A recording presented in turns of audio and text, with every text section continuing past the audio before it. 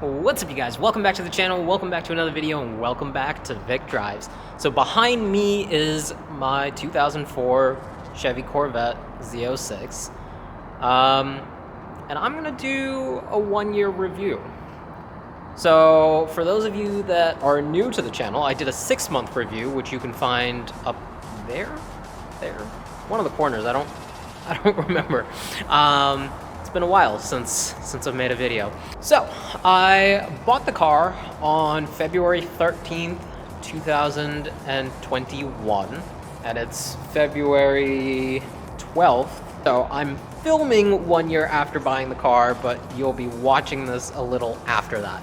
Between when you saw the car the first time and seeing it now, we've done quite a few things.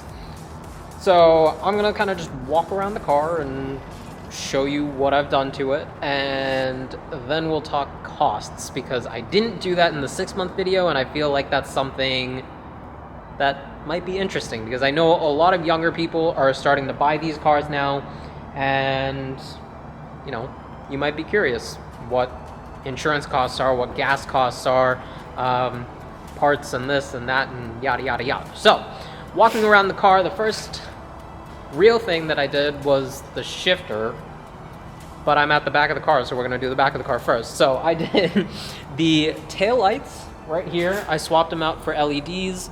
Hopefully you can see those. And I did the corner lights at the same time.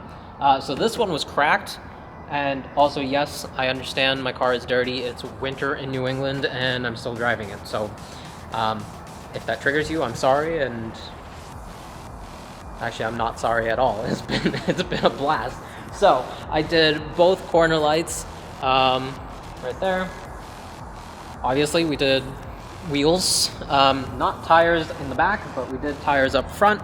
And then moving up front, lastly, the last thing I think I did on the front of the car are the corner lights, which were all gross and ugly before, and these are all nice and shiny and new, except for the fact that I've been driving the car in the winter, so they're not shiny and new anymore. So the next mod is my shifter. So this right here, won't come off, is an MGW shifter, but just not the flat stick one, just, oh my god, just keeps going. Just the normal one. I'm not gonna take this entire thing off. And the shift knob is a custom shift knob, courtesy of my buddy Zach, but I did have the original race spec knob, which came with the MGW shifter, and that's somewhere at home, but I don't really use it much. The car is in the garage for most of the time, so I don't mind using an aluminum one, but if you park your car outside, then you probably wouldn't love this so much. Aside from that, the interior hasn't gotten much. I mentioned that, you know, this piece right here kind of has a big gap in it. Still haven't sorted that out, but this aftermarket unit works great. Haven't had any issues. It's wired CarPlay, but I mostly just use Bluetooth because I'm not really driving this anywhere that I don't know, at least not yet. And yeah, so now let's go ahead and pop the hood.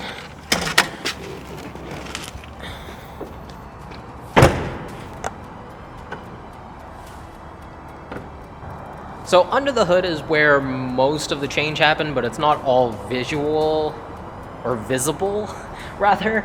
So spark plugs and wires were done. You would have seen that in one of my videos. I did coil packs because the car started misfiring in around September. And then obviously the newest thing is the intake. It's a Walkaround, so it's a dual inlet intake, which means that it takes air from these vents right here, which are functional, as are these ones, but these are brake cooling ones, and then basically feeds the air directly into the engine. So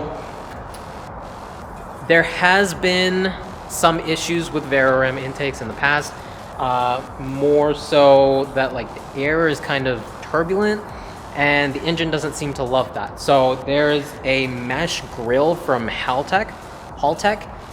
There's like 2 different companies named Haltech, and I don't know which one, but I'll put a link to that in the description if you guys are installing this.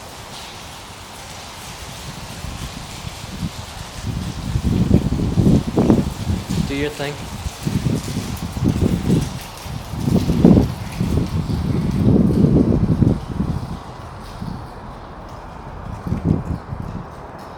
We good? Good.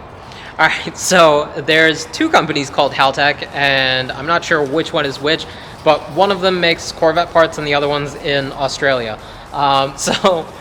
They make like a little mesh grill, which came on the 01 and 02 Corvettes, but then they got rid of it for the 03. I'm not sure why, but basically if you put it in, that fixes it. I have it, but I haven't put it in yet, but I went and got the car tuned and dynoed. So we now make 385 horsepower. I was gonna make a video about it, but I didn't really film enough to make an entire video, so, you know. There we go. I made a lot of comments in the first one talking about how I was kind of afraid of this, and that, you know, if you made a mistake, it would punish you. And I also made some weird analogy that, like, people go through multiple stages of car ownership, and then my stages of car ownership. Actually, I'll just play that here. So I'm a firm believer that everybody that buys a new car kind of goes through like 3 stages over the first 6 months. So the first stage is, oh my god, I have a new car, it's my baby. You know, so you're washing it every week, you're pampering it basically. Then stage 2 is the, oh well, now I can't stop driving it phase, where you essentially take it everywhere, regardless of whether or not it should be going there. And if it's a replacement for a different car, then I guess you don't really have an option. But if it's your secondary car, chances are you are very quickly making it your primary car. And then phase 3 is basically you've kind of gotten used to it, and it's just another one of the cars in the garage, another tool in the toolbox, if you will. My stages have been slightly different. So it started out as holy crap, and then stage 2 was holy crap, and then stage 3 was holy crap. So some of that has changed. So I wouldn't say that I'm so much in the holy crap place anymore. I'm more in a, I understand that you could kill me, but I'm gonna push you anyway sort of stage. So like I said, when I had shot that video, I had just autocrossed this car for the first time, and it was my first rear-wheel drive, my first manual, my first 400 plus horsepower car. So I was scared right before that because I didn't know what its bounds were. But now, after having autocrossed it and then shooting that video, I was a little bit more comfortable, and then I got a lot more comfortable afterwards. So I wouldn't say that I'm terrified of the 400 horsepower, but I understand where the limits are of both myself as the driver as well as the car, which means that I can enjoy it more, at least in my opinion. So with that being said, I thought it'd be fun to kind of do a little cost breakdown of everything that I've spent on this car, what the mods have costed, what the maintenance costs were, insurance costs, and you know, all of that. But before that, if you are enjoying my content, then please leave the video a like so that the algorithm monkeys can kind of recommend my content to other people. And if it's your first time visiting the channel, or you've come to the channel before but you haven't subscribed already, please do hit that subscribe button as well, because my goal is to hit 1,000 subscribers by the end of the year. So every single one helps a ton. So now I have the list of my costs and everything on my phone, so I'm gonna try to read them off somewhat quickly, but we'll categorize them so that, you know, I can stick them on the screen and you guys can kind of just pause and read them too if you need to. I don't want to get dirty, but at the same time kind of still want to, you know, not have to hold the camera the entire time. So as far as maintenance goes, I've done an oil change, transmission fluid flush, spark plugs and wires, coil packs, clutch fluid, you know, using the Ranger method, and I've had to replace the battery. So the oil change was $61, the transmission fluid flush was $40, spark plugs and wires were $137.63, coil packs were $327.92, clutch fluid was $9.49, the battery was $189. So the total for maintenance, or more so just things that you should do as soon as you buy a new car, not including like your battery and stuff like that, but the total for my first year was $765. Then we get to mods. So the first thing that I did was the shifter, the MGW. So that was $369 plus the shift knob. The race knob was $55. So I kind of just have a $55 paperweight hanging out somewhere in my house right now. Then the taillights were $365. They were cheaper if you didn't want the halo effect that they make. So if you didn't want the halo effect, then they were $299, and then if you did want the halo effect, essentially it's just messing around with a bunch of wires and resistors and things like that. I wanted the effect, so I just paid them the money. Side marker lights were $35, the back ones. So then after the side marker lights, we went wheels. So my entire set of wheels was $1,600. I had to replace the front wheels because my front tire, I had to replace my front tires because my front tires were 2013 date code tires. The rear ones still have a little bit of life on them, but all of those will probably be changed to something a bit more sporty sometime either late this year or early next year. And the dyno day. So the dyno day was kind of the result of the misfire. It wasn't something that I wanted to do until I've done a few more things to it. But that was $600 for the tune and for the dyno. And then the skip shift eliminator is something that the previous owner kind of just threw in with the car. I believe it's like $15, $20. But for me, it was free. The corner lights up front, the two, were $48. The intake was $369.90. And the one thing that I forgot to mention as we were walking around the car was the tint. So those of you who watched some of my earlier videos would have noticed that there were bubbles all along the top here, and the previous owner was a smoker, so there were a bunch of bubbles and stuff on here. So essentially I removed all the tint and then had it professionally reinstalled, and that was $369, which was a little bit much, but it's done right and I don't need to worry about it anymore, so it was worth it.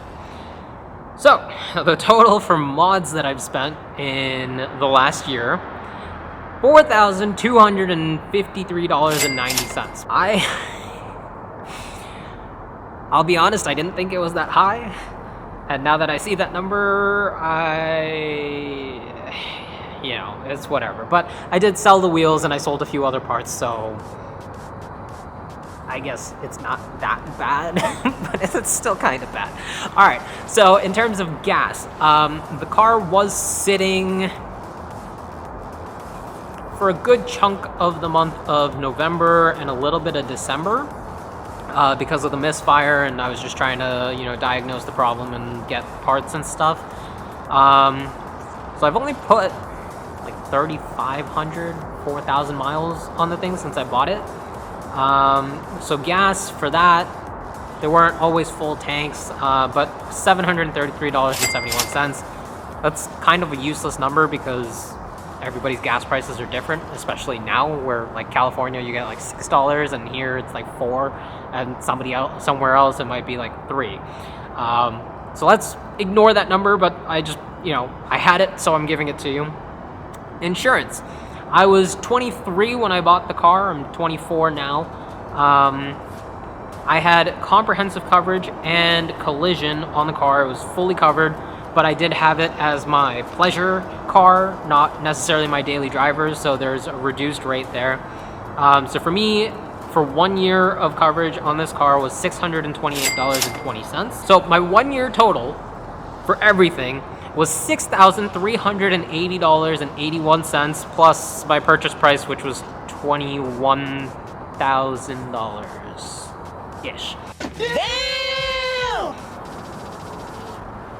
But yeah, I've spent a little bit. So a lot of my ownership experience over the last year has been undoing some of the mods that the previous owner did and then redoing them properly. Whether it was like the weird dual cone intake that he had on the front or the really, really bad tint. There was a lot of learning opportunities. So honestly, some people have told me that, you know, I could have just bought a car that had all of these things done to it already because these are really common mods. But I feel like part of the experience was doing it myself, and honestly, I wouldn't have it any other way. Yes, I spent a little bit more than I had to, but that's fine by me. So I want to hear from you guys down in the comments below. What have you done to your car over the last 6 months or a year? What should I do to this one? Or just drop down there and say hi or hello, or tell me I'm weird, but maybe don't tell me that I'm weird. And yeah, so if you enjoyed this video, then definitely be sure to leave it a like, subscribe to the channel if you haven't already, because I really want to hit 1,000 by the end of the year. And yeah, with that, I'll catch you guys in the next one. Peace.